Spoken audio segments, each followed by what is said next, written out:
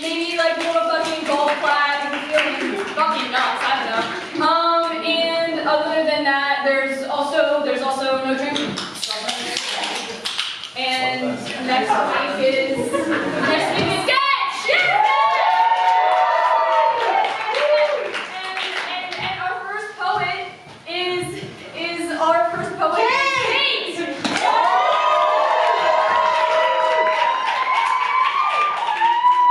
Look at how freaking pretty she is!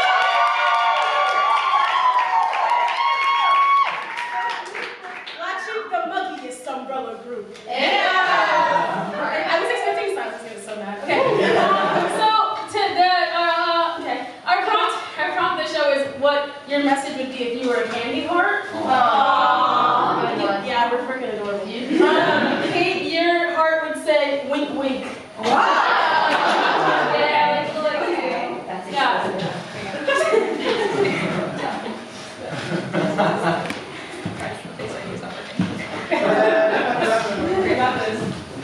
You all know Cupid's arrow, struck in your chest when you see the love of your life, the love of your life. As a kid, you wonder, will they be tall, handsome, or pretty, funny, smart, ambitious, or charitable? You wonder about the love of your life. But no one ever wonders about me. Oh, Cupid, St. Valentine, what's he like? Have you ever thought about that? No. You haven't, and you won't. Obsessed with who I'll strike for you, like lightning and a sandstorm, what glass heart I'll create for you. You wonder, but not about me. Never about me. Who will help me get struck? Which god or angel or devil will strike me in the heart and give me the love of my life? Who will awash me in poetic, lovely lullabies? You think I'm benevolent, that I love the human families that I create, that I am thrilled to see you waste your mortal souls on situationships when you could just fucking communicate and make things fit. But no, I do this work because I have to, because I am the one immortal who does not get there forever, and I am cursed to live my life creating for others what I myself cannot have. Santa has his Mrs. Claus. The Easter Bunny even gets his dough. And I am stuck being portrayed as an oversized baby hanging from the heavens like bait on God's fishing pole. And the fish, all the fish in the sea are waiting to eat me alive. But what if I change the metaphor? Fucked the motherboard up, and instead of getting the love of your life, you got a messy breakup with your next door neighbor who just so happens to be a Republican. I can see it now. A doctor and a nurse on the same ward, but instead of a Grey's Anatomy meet cute orchestrated by yours truly, it's you two wanting to smack each other with a scalpel. Code red, you've been struck through the heart in me. Cupid, yes me, it would all be my fault. When I was young, I once thought that maybe it could be my turn to find someone. That I would stroll the streets and find a nice man or woman to cuddle up with in the dead cold of February. The leaves would brown and disintegrate, and I would hope that cuffing season would find me too. That someone would think of me as the love of their life. But I have never been successful at that, or more, no one else has ever wanted me for that. I want to be a part of a partnership. I want to be half of a whole. I want to bear the fruits of my own labor. And if I cannot have that, then I want to watch everyone else suffer under the loneliness of being Cupid. I want to watch them tear at their own chest to escape my arrow, my choice to cut the line and eat the fish, lest I get eaten. If I can't have hands tangled in bed sheets, and if I can't have every moment spent in the gaze of some nice fella or gal, then you can't have that either. You don't deserve to fuck over some girl on Tinder. And you don't deserve matching wedding bands because no one has ever thought about wearing matching wedding bands with me. And the worst thing is that I would look really fucking great in a suit.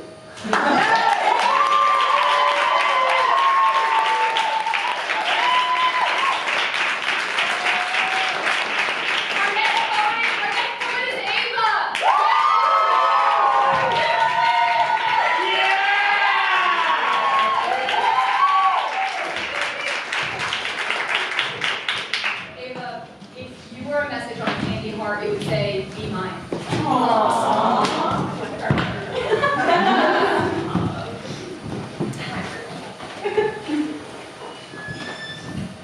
Sitting alone in this diner, hearing you talk in the corner. I'm here with you, you're not here with me. Is this how we will always be? My father used to play piano. my mother used to sing soprano. I'd listen to them through my bedroom door, and that's how I learned what my ears were for. Now, I have been silent for so long, if I spoke, I don't think I could stop. Somewhere back there, it got easiest to just not wake that voice up. Now we live in this bright hell, where horses on a carousel, for the children to abuse in their beautiful platoons. My grip on the world is loosening, and I'm sick to my goddamn head.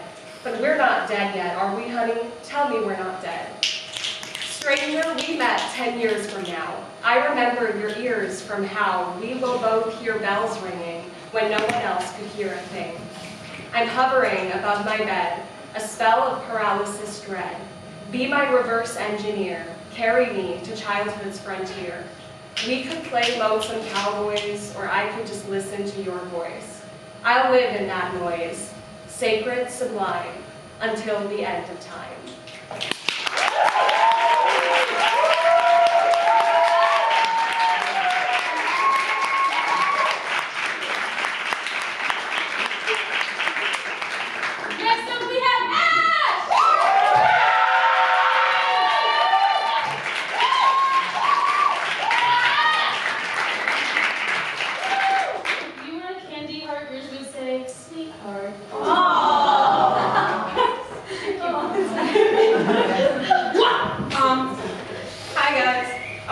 Before I start, issue a gentle trigger warning for stalking and kidnapping.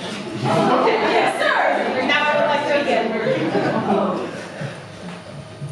Let me tell you about the most beautiful girl I have ever known. Her eyes are like crystals, shinier than any constellation, richer than the ocean depths, darker than space's furthest reaches. Stop looking at me!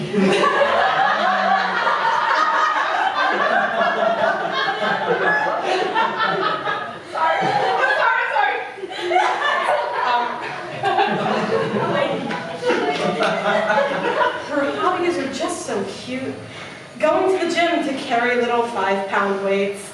Shopping with friends, always the prettiest of the bunch. Taking walks at dusk, face illuminated by the setting sun. Her hair is silky and smooth. The color angelic yet indescribable. The length perfect for her swaying pigtails. The clips and scrunchies delicate and sweet. Her workplace is so serious. More guys that just take her for granted, more secrets about her ever-changing schedule, more time I don't get to spend admiring. Her home is quaint and practical. A blue Suburban at the corner of 6th and Main, a faded curtain covering her bedroom window, a second lock on the front door, but not the back. Her inner circle is crowded and cramped. Too many friends to get her out of the house. Too many calls from her mom late at night. Too many dates with men not worth her time. Her neighborhood is quiet and lonely. No meddlesome kids running home to tell mom. No nosy neighbors to notice an unmarked van. No doorbell cameras watching each and every move. Her manners are so very polite, replacing shock with a startled, shaky grin, replacing panic with a pretty porcelain face, replacing fear with a faint, fidgety wave. Her expressions are extravagant and real, a fearful fight in her tensed muscles, a fearful flight in her darting eyes, a fearful freeze in her bated breath. Her running is like a white rabbit, sudden and quick, hooking around a rapid right, sudden and quick, glancing back at a friendly follower, sudden and quick, tripping over a shaded stump. Her helplessness makes it all too easy. Such a struggle, persistent yet pathetic. Such a struggle, decisive yet defenseless. Such a struggle, ferocious yet frivolous. She is the most beautiful girl I have ever known, and I won't let her forget it.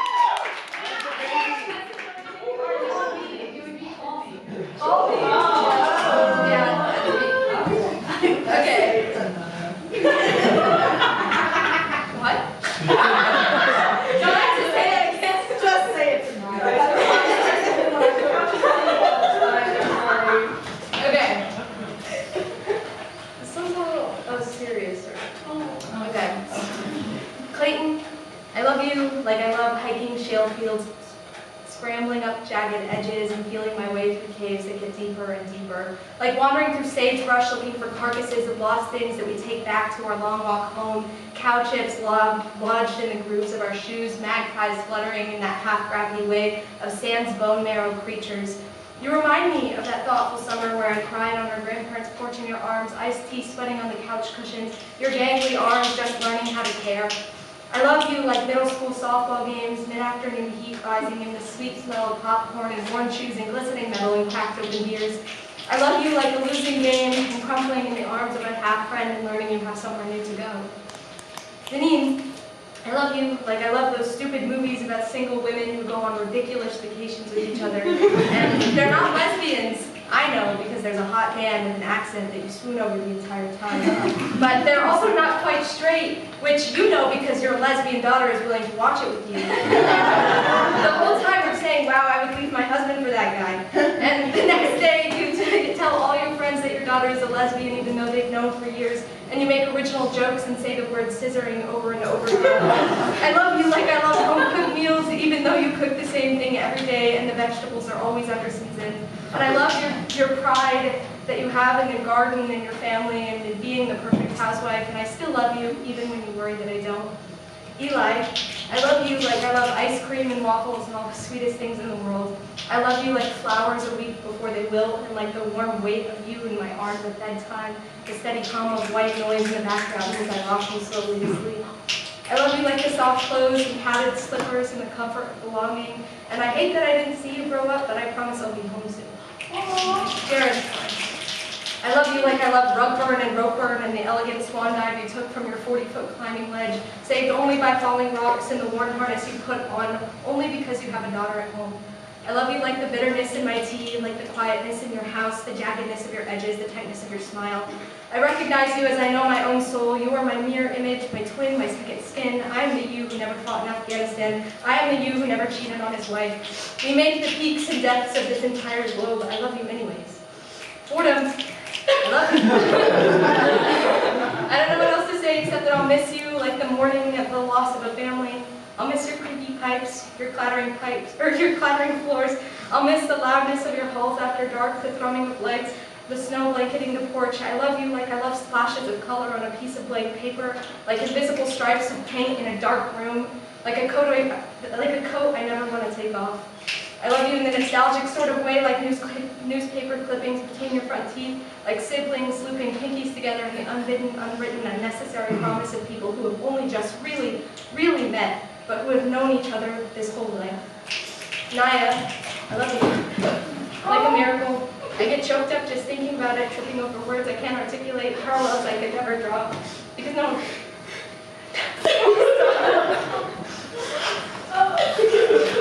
Because no rhyme, no reason, no love story, no blissful radiant smile could ever capture the way I prayed for you before I even knew you existed.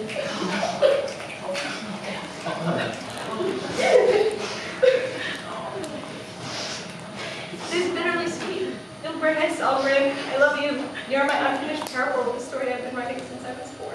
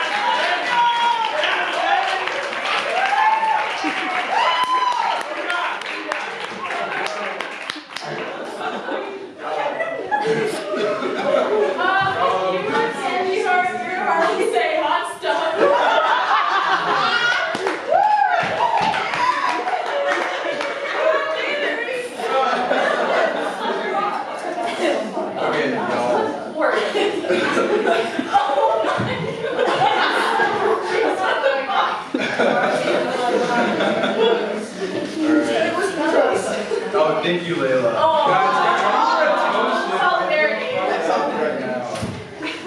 hell? My phone's like weird and creepy.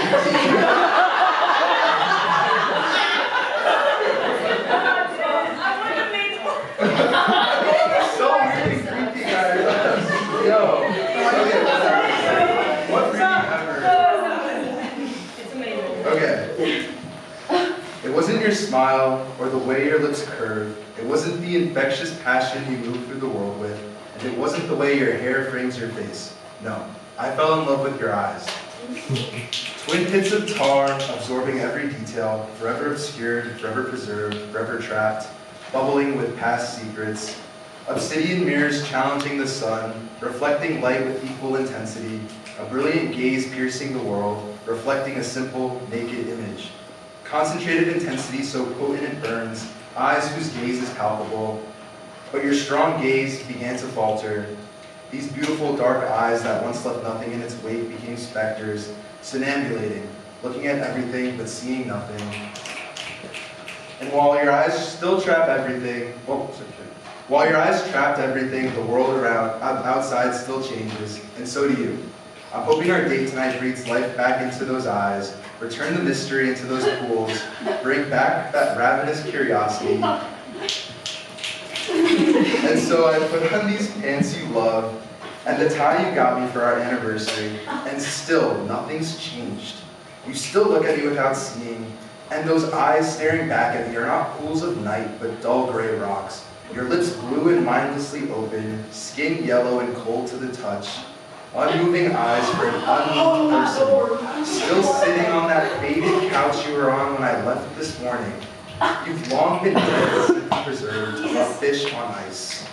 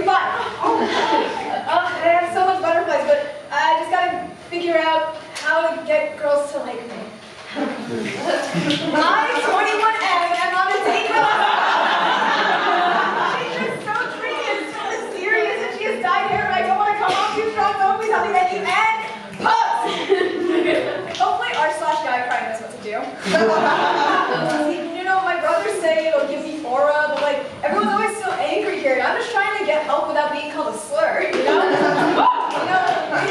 They do have points about clothes though. I mean, I think this hat was a good pointer, but like, does this tie complement my face width to height ratio? Excuse me, my heart's just racing. You know what, I'm so sorry, I gotta take a second to get ready. 20, sorry, wrong age, 20, female, on a date with him, 21, male. He knows I can hear him, right? Barely not. I'm a little over it, I won't lie. He's wearing a baseball cap in the restaurant, but that's fine, I guess. Although I might resort to murder if he keeps squealing under his breath, he's puppy-eyed, the kind of guy I or my boyfriends would shove into lockers in high school. This is the fourth guy this week. They never schedule a second date. I wonder why. I'm a catch after all. No text after, no calls, always ending in a mess. I guess maybe I'm just made for the modern dating scene. My body count climbs up each time, but my relationship status never changes. I know he'll ghost me. So what's the harm in having a little fun in the meantime? Replying to you/Andrew8.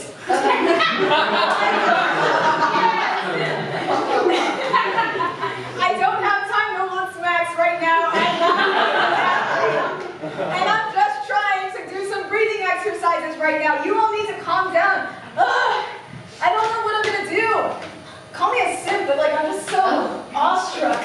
I love the way that she looks at me like she's memorizing me and she listens to me like she's trying to find my weak points and asks me questions like she wants to cut me open and look at all the cool stuff inside. And what am I supposed to do with that? Just pretend to be nonchalant? So much for being a nice guy. If I can't be an alpha in the world of omegas, then I'm probably better off dropping dead right now. Should I just go talk to her? And no, I'm not ready. I can't show the real me to just anybody. Oh my god, I can't. Oh my god, he's breathing so heavily. What the fuck? I can see him Googling how to make first move on date from here. On Reddit right now? Ugh, a beta cup. Is he viewing again? You must be kidding me! Talk about an easy complex. It's pathetic, just so desperate. Do the hard cut. See my dice? Around his tiny heart. I really thought you should know. I hate it when they panic, when they mutter, when they struggle. My God, when will it kick? And at least he's still oblivious. Cheeks flushed as I spin him around my finger. He's eager for me to spin him in my web, for me to pull the trigger. He smiles as I circle him, too distracted by my tactful tricks to realize he's the fly and I'm the spider. Does it even count as conquest when you let me drop you in? Boys are so easy to beguile, so quick to cash in all their trips, grant every win for just a little action. Your mind is my thwart, your heartstrings mine to pull and spin, then never listen to what a woman's words really mean. And this time, it's really gonna cost him. You know, sometimes I just get so lost in here that there isn't even enough room for my own thoughts. And what then? Yeah, I want to be cool, but like, what if I got too lost in all this internet stuff and I just went missing tomorrow? Would anyone come and look for me? You know, no one would know any better. They just block me or pull away as I turn into someone I don't recognize, and then I'll lose the parts of me that care. That love my brothers and wants to take their advice, that chose this tie this afternoon, and that want to put this phone down and say, hey, I don't know what it is, but everything just feels right when I'm with you. Not right like perfect all the time, but like the parts of me that fool around looking for somewhere to land have finally found that place. And you're inviting me over, so maybe you feel the same way? I know we haven't known each other long, but like I feel like maybe there's something here. And maybe we could find out together. Oh, a new comment. From you/Hot Skilgrim. Ask her to name 5 songs by the Smiths. Smiths! Yes! Yeah, that's a cool, super niche band. I still feel kind of out of breath, but I kind of feel calm already. I'm gonna go talk to her now. What the fuck? I killed for just one night different from the others, but it's too late for that now. So I will still my bleeding heart so I can hear his start to slow. Till his beating fully stops. I want to hear his as, oh wait, that was the reveal. Sorry. When I handed him his glass, he gulped it down without a second thought. He didn't notice when I took the vine out and spilled it in his drink. They whisper I'm a man-eater. I never wanted to taste them. No, I'm not a cannibal. I'm just a murderer. I just killed them. Mesmerize them with my batted lashes, hypnotize them with my empty promises. They're too distracted by the surface to see the strategy behind my dance. My task so masterful they can't feel my grip as I weave them in my web. See their eyes droop as the poison sets in. When they realize I truly am the power I wield over them as I watch them wheeze their final breaths. Never underestimate a woman with a plan. So, sorry about all that, but I'd still love to come to yours if the offer's still up. Sure. You know, I never got to ask, what's your favorite song by the Smiths? I have to think about that one. Yeah, just take your time. I'm pretty sure it's Pretty Girls Make Graves.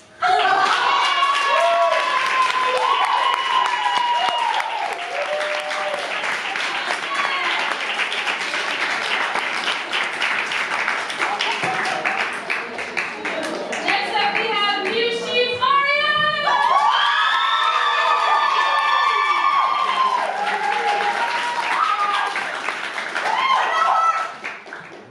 If you were a candy heart, yours would say XO, XO. I do say that. Today, Astor will buy fresh cut flowers for his girl. Violas that remind him of her Friday night dress, the deep purple one that ripped clean through the hem that night they both danced too hard. Fabric, caught on a plum red railing and subsequently torn, which he had fixed for her in secret, stitched it with his careful hands. Today Aster Will ruminates on violet for his girl, shining violet on her nails, in the sky of the park where they first met, violet in her lungs that last time she sang to him, soft suede or, no, velvet notes, beating from her tongue as blood does from playground cuts, as gentle oval dewdrops sleekening a settling dusk. Today Aster will love his girl, even while he's angry that she doesn't call anymore. Even while he's bored of rereading the same old book she left behind, even while she's still long gone, resting under plum red ground. Overhead, a gathering of violet thunderclouds darkens her resting place. Every grass blade a dewdrop limb, all her shadows swaddled.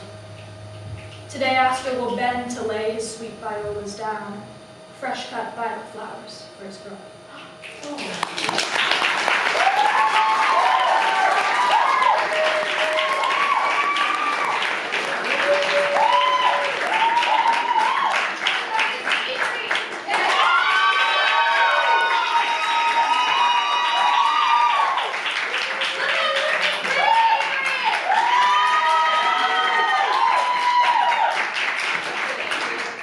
Your message would say crazy for you.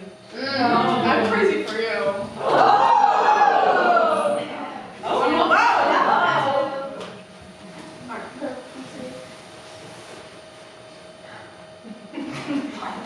Technical difficulty. There we go. Dear beloved, winter in New York has always teetered on the unbearable. The cold with its own unique way of enveloping everything, shifting, squeezing, warping my soul, till it sloshes around in a pigeonhole of despair. I cocoon in my sweat-laced, coffee-stained, crumbly, stupid blanket. It's been 296 days since I last held you in my arms. I know you still hear me nonetheless. Your phantom touches in lonely taxicabs, hand on my thigh all alone, yet you feel it too. My faith laced neatly like a rock that tumbles in my shoe, embers of the past flicker in my unintentional jail cell. I am the only prisoner. I crawl toward the salvation oasis, a labyrinth of April, safely tucked away within the pocket of my mind. Breathing of your lips, hips lying still, breathing in the ghost of your touch. Desire aching through my dreams, a voice lulling me again. Star-crossed lovers only kiss in the astral realm. That's what the psychics downtown told me. I hold on to those weekend mornings we shared, a delicate thing held between calloused palms, careful not to shake from hangover. We laze amongst linen sheets, hair tangling into mine, your body soft velvet, dawn glimmering through the windowsill. The sun bathes in your honey-sweet strength in an attempt to say hello. And all I can think of is my thirst. You spit in my mouth, and I'm ashamed of how the taste quenches me. A cartoon I'd forgotten the name of playing on my computer. Something about heroes or friendship or something. I'm not sure, not that it matters. Sometimes I think you're holding me captive, my love, dangling my flesh, a trapeze dancer above her inevitable bed of thorns. Stubborn, locked and loaded. Count Dracula. I am begging at the candy store. I want you to love me. I want you to paint me scarlet. I play with matches so that I can show off the burn marks. Oh God. Sorry. Oh my God. I think I've lost my focus. Jesus. I'm so sorry. Let's play dress up. We can take turns sleepwalking. Would it be like that? Hello? Where have you? There's a demon in my room. Isn't there? Oh my God. Are you there? Hello? Can you hear me? Oh my God. I remember you telling me. There's a demon in my room and I can't seem to shake it, dancing through the curtains before swallowing me whole. I squint through my memories and there's nothing left of my love. I can't seem to remember your face anymore. Your eyes, mouth, arms, legs. My love, I can't see you. It's been replaced by Dorian? Yes, that shrinking somebody, the shadow puppet who lived beneath your dresser. I remember it now. His name was Dorian. Hello, Dorian.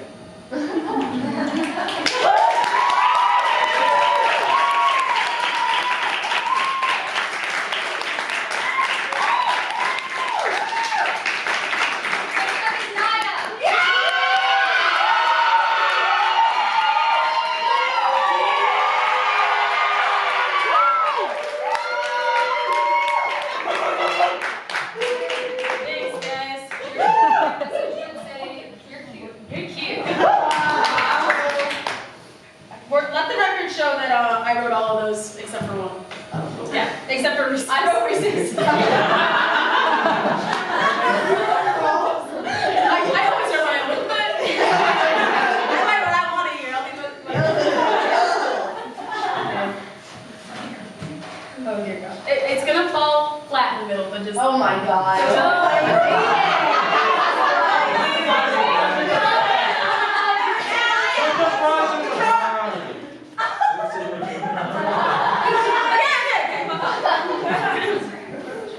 You told me that you wished I would talk about how I felt more. That you liked when I was affectionate and cuddly and warm, so I kissed your cheek, held your face in my palm, and said, Daddy misses you too, kid.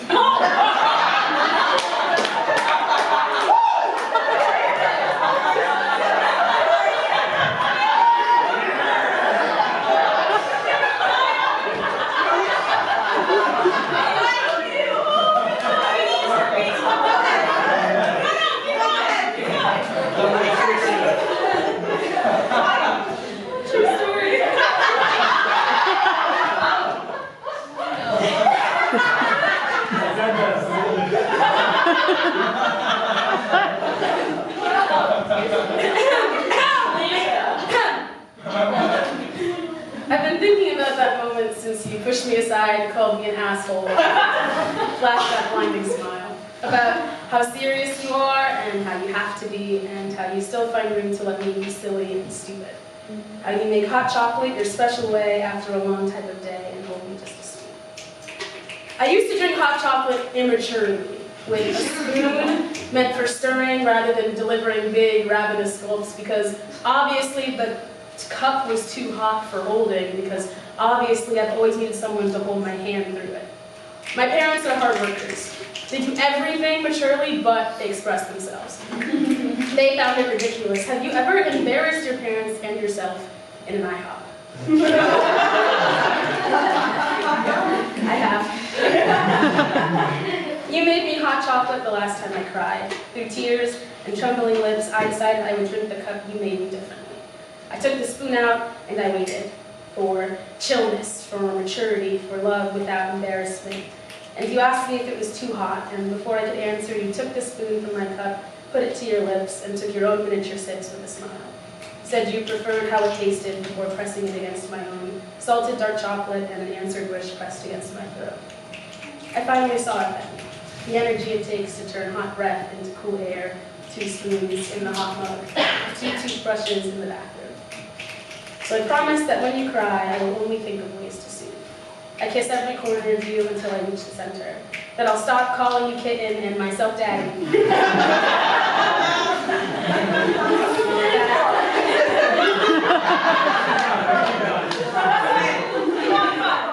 But I'll tell you that I love you, and I miss you, and I love and miss you very much. Quite, perchance.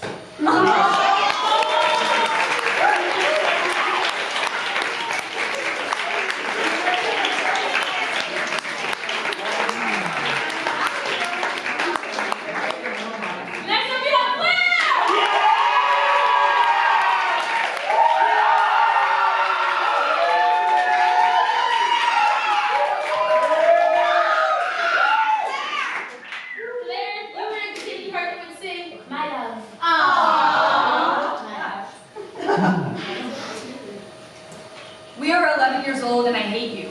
Because you have this swoopy sort of hair and we are in middle school and you're good at basketball and it freaks me out. I heard that you said I'm a nerd. That's original. Well, I think you're a dick. Fuck you. You're 16 and you and your obnoxious friends talk over the movie we're watching in class, which is really fucking cool because what if some of us have here in this class, some of us who I will not name, but like perhaps some of us maybe actually want to watch the movie. Did you like ever think about that? And we're graduating in May. You're going to school in Kentucky, and I'm going to New York. We sit next to each other in one of the last classes we will ever take at our podunk small-town high school by a stroke of seating chart fate. You cheat off my homework.